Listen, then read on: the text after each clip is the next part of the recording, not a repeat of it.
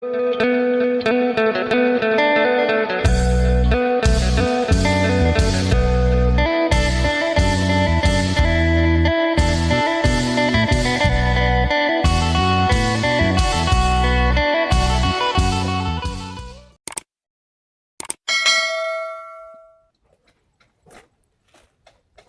สบายดีและสวัสดีพ่อแม่พี่น้อง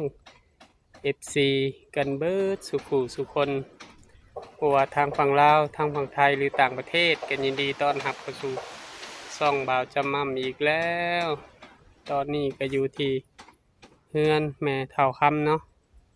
บ่าวจำม่ำก็เฮ็ดเวียกหากันแล้วซอยสาวลาใหญ่ซักเครื่องซักของไว้ให้โตโน่เนาะแล้วก็ทอดกล้วยทอดมันไว้ส่งลูกค้าเนาะตอนนี้โอ้มาบัดนี้เพิ่นขึ้นปูนแล้วเนาะตอนนี้ก็11 โมงแล้ว เข้าไปหาเพิ่นเลยเนาะ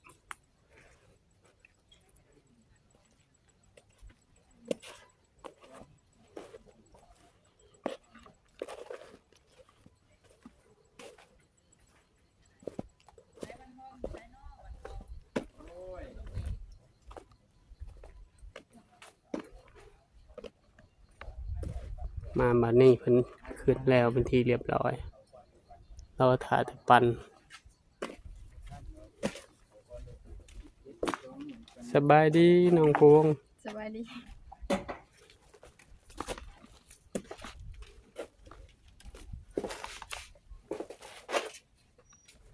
เรียนมานู่นมันก่อนไปละ มันบ่เหนียวติสบายดีสร้างเปลี่ยน สบายดี สบายดีเบาทองวัน โอ้ยสบายดี ทางนักเอิ้นไปเนาะ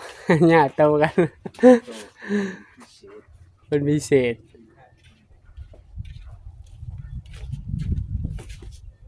กินข้าวเช้ากับหยังสายเปลี่ยน โอ้ยเงินเดิมทอดไข่ ทอดไข่มามื้อนี้ห่วยแล้วมื้อนี้เนาะ แล้วมันนี่ เรียบร้อยมื้อนี้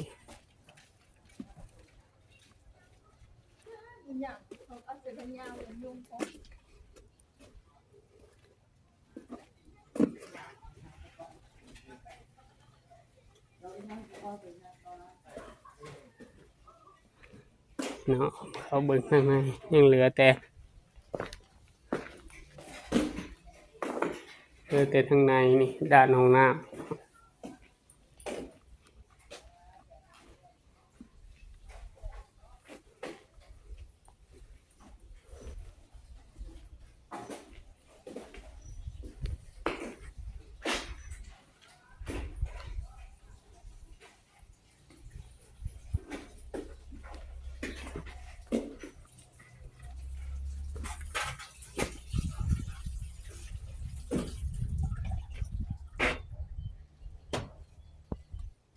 นี่เนาะ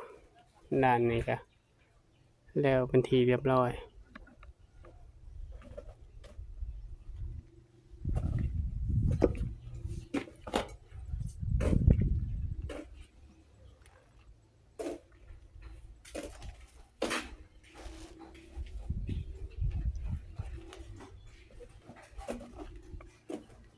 อว่าแกงเฮ็ดปวกใช่หรอแกะเมื่อติดคืนนี่ โอ้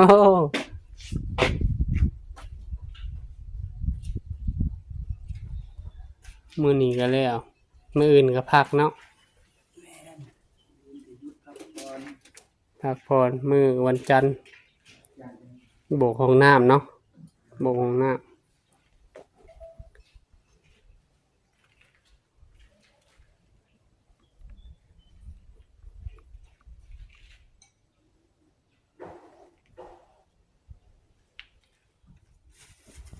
สบายดีไหมเท่า สบายดี ได้หยังออกมาให้สร้างเพิ่นตำ มัน ใน โต ในมักทั่วตำกินตอนเที่ยง อันนี้ก็เที่ยงไก่11 โมงปลายแล้วเขาพากันได้เฮ็ด เนาะบ่ บ่ แถวเพิ่นมักส่งไว้ออกอะ แถวพี่แถวอันดินจะสันหนองพวงพี่ออกแถวนี้ แถวนั้นเนี่ยมันออก แถวเฮาเนาะบ่ออก รอหาแต่เด็กหูบ่ได้ ไม่ออกทีหน้าแยกมันเอาเชื่อหวาน อืม ปลาดูไม้เด้อกับทีชา โดย ทีชานี่คือเขามีอยู่ที่บ้าน โอ้ที่เอามาให้สร้างมันแกล้งบ่ ทีชา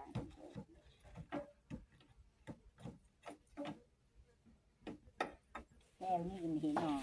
บ่ออกบ่แท้นี่หลอดตัดพื้นแล้วเบิ่งๆนำแม่เฒ่า บ่ได้พึ่งไม่กิน เทื่อหมาน เป็นจะอ้อได้ดูนี่ โดย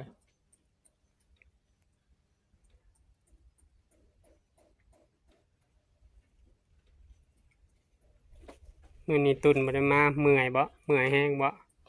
หลาน แค่เลยอย่าว่าปีบีมามัน เติมน้ำมันให้วันนี้เนาะเบาว่ามีเติมน้ำมันให้ มันก็เจอก็ดู ไปแว่อยู่กินนี่บ่ไปบ่วะไปโลดวะ ที่เราบอก แม่น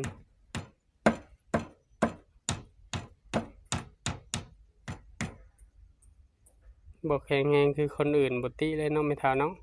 มีพยาธิส่วนตัวนี่ พญาแจ็คมันเป็นญาติดีบ่คือหมู่เป็นมื้อบ่แนวนั้นแนวนี้บ่ เนาะ ว่านี่พี่ได้กินข้าวมีมื้อเดียววัน บ่ได้กินข้าวเลย กินแต่น้ำส้มมา กินเท่าน้ำชมมาแล้ว โอ้เมื่อยก็บ่ปาก เฮ้ยตัวเมียมีมื้อก็มีเว้ามื้อแล้วก็นอน ไปหาหมอเฮ็ดได้สิฮู้บ่ปาก จักมันอยู่กับยายไปเอามันอยู่ให้ ไปหาหมอไปตรวจเบิ่งว่าเมื่อยแฮงหรือบ่เมื่อยแฮง โชว์ไป หมอถามเลย จะวนโชว์ไปมันยังมีไป โดย เดี๋ยวดูให้แล้ว แม่ว่าชวนเช้าไอ้นาชวนลูกไปขุดจิรอเมื่อกี้นี่ไปบ่นุ่งเครื่อง แม่เพิ่นบอก แม่ที่เราบอก แม่นอาจจะคือสิไปอยู่แน่มึงลูกพุบพับรถ ลูกบ่ให้ ลูกเหรอไปขุดจิรอน้ำแมวเห็นนุ่งเครื่องนุ่งของ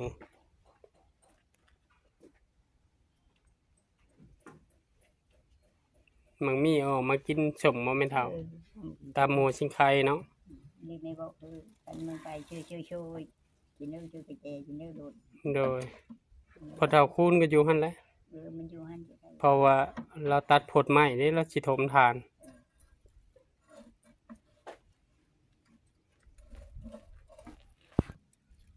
แกงปลาคอต้มไข่ใส่หมกบวบ เปลี่ยนก็ขอ เพิ่นแกงกินเองบ่นี่แม่เฒ่า ไม่เท่าแกงเอามาจะหื่นเป็นปลาต้มไว้คืน อ๋อ แต่ตีมาตอน โดย เดี๋ยวออกมากินมาให้แกงเจ้า อ๋อมาแล้วอุ่นต่อเพิ่นกินข้าวเที่ยงแล้วเพิ่นก็สิปั่นเลยเนาะ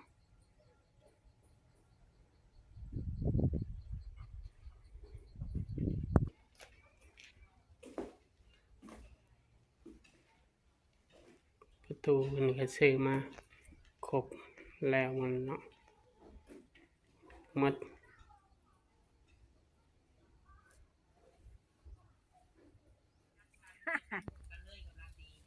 บ่าวพามีมาเก็บเห็ดปวกนี่เต็มเบิดนี่เต็มเบิดนี่มาเบิ่งนี่นี่เห็ดปวกนี่แม่นเบิดนี่ทางในนี่บ่มีไผเห็นเลยบอกกินนี่นี่จะเหยียบไม่เท่าจะเหยียบนี่แกงกินตอนเที่ยงเลยนี่เอาเสียมโอ้ยผู้ โอ้ยพากันเนี่ยมาคนพื้นก็บ่เห็นนี่นี่เฮ็ดปวกโอ้มาน่ะลิเข้าไปหานี่เต็มหมดโลดนี่บ่ได้ยังอยู่ทางในผู้ใดไม่เท่าเบิ่งดู จังเราคุดกิโลมาเจอ โอ้มาน่ะลิ งานไป เอามาเล่าเรื่องอันนี้รถเฮ็ดปวก อ้าว เปลี่ยนมาคุดกิโล พากันนั่งกันสัมภาษณ์กันอยู่เอาไม่เท่ามาพันพื้นก็บ่เห็น พลาดลาอยู่ได้กี่นี่ฮะ เออยังได้มันมีเมดได้หาในผลไม้นะ เห็นบอก แม่นนี่เข้าไปเบิ่งโลดทางในนะ นาที ปัง เนาะ ปังเนาะอย่าวางลงดินเด้อ ผักดีพี่น้อง ปัง เจ้าคือหมานแท้ คุดกิโลต่าง ว้า เจอ เจอ ใครช่วยเบิ่งดูมา อยู่ใกล้ๆเลย อ๋อพี่น้องเฮ็ดปวก อยู่ในใบไม้ยังมีเด้อฮะบ่าวทองวันเปิดดู เบิ่งดูหั่นล่ะ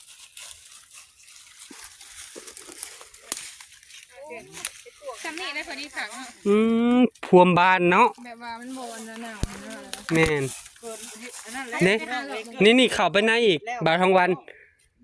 เจ้าว่าหมู่ไม่เท่าบักพื้นน่ะได้เบิด ทองไปหาเฮ็ดปวกก่อน พากันได้ เอาเลยก็สิประมาณนี้เด้อพี่น้อง มาล้างอยู่นี่ เปิดไม่เท่าพี่ ล้างอยู่นี่ เกือบนี่ พื้นเจ้านี่เกือบเต็งหมดนี่ เออ ผมได้เจ้าลูกเปลี่ยนเอ้ย นี่เนาะมันจะมันกระคัดไว้จะนำแห้งกับลงฟองทั้งเปลี่ยนกับแต่งขอบ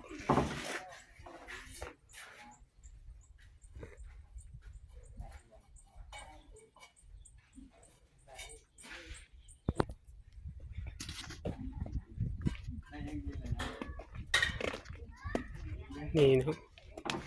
เราจะมั่มกันได้เฮ็ดปวกหน่อยหนึ่งเนาะพอได้แกงแม่นหาเฮ็ดปวกน้ำมันนี่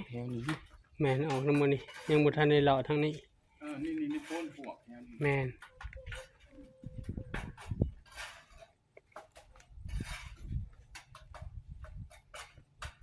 นี่เนาะเฮ็ดปวกน้องแหลก็ได้หน่อยหนึ่งพอได้แกง นี่เอามาเด้อ อยากข่าวแห้งแล้วเนาะ12 โมงไป 12 โมงไปเลย ได้อยู่พากันญาติเฮ็ดปวก ให้เปลี่ยนไปเห็นวังไม่เท่ากองพื้นเนาะบ่มีใครเห็น ให้เปลี่ยนไปขุดจิรอสแนมไปบัดเห็นพากันเลาะเข้าไปอีก ในหมู่หนึ่งบาจะมั่มกันแม่นนี่ออกอีกนี่ออกอีกแล้วนี่ทางข้างนี่กินข้าวแล้วหาเบิ่งจังหน่อยพอได้ตื่มกัน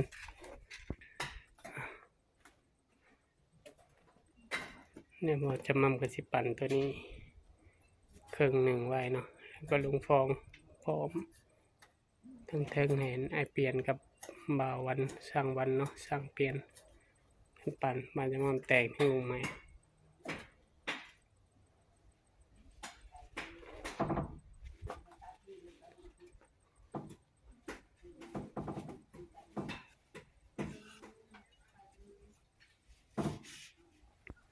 มาฮอนนี่บาจะมัมก็ขอบุญขอบคุณพ่อแม่FCทุกท่านเนาะที่เบิ่งคลิปบาจะมัมได้ต้นจนจบโดยบ่ข้ามโฆษณาเพื่อเป็นกำลังใจบาจะมัมเฮ็ดคลิปใหม่ๆเนาะออกมาให้พ่อแม่พี่น้องนะครับได้ชมขอให้พ่อแม่ FC ทุกท่านจงมีสุขภาพร่างกายแข็งแรงปราศจากโรคภัยไข้เจ็บ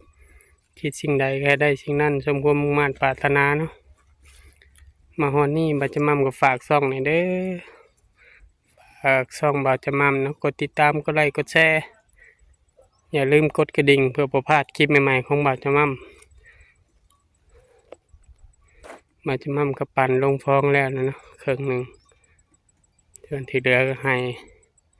สร้างเพียงกับสร้างวันสานต่อบ่าวจะมั่มก็จะเอาเฮ็ดมือให้สาวลาใหญ่ส่อมตีนแกงมือแรงเป็นกำลังใจเด้อพ่อแม่ FC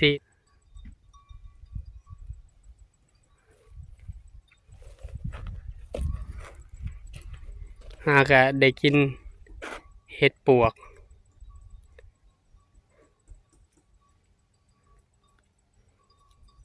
หน่อยหนึ่งมื้อนี้ก็แล้วทั้งนาเนาะมื้ออื่นเพิ่นก็หยุดพักผ่อนมื้ออื่นสร้างเปลี่ยนสร้างวันเพิ่นพักผ่อน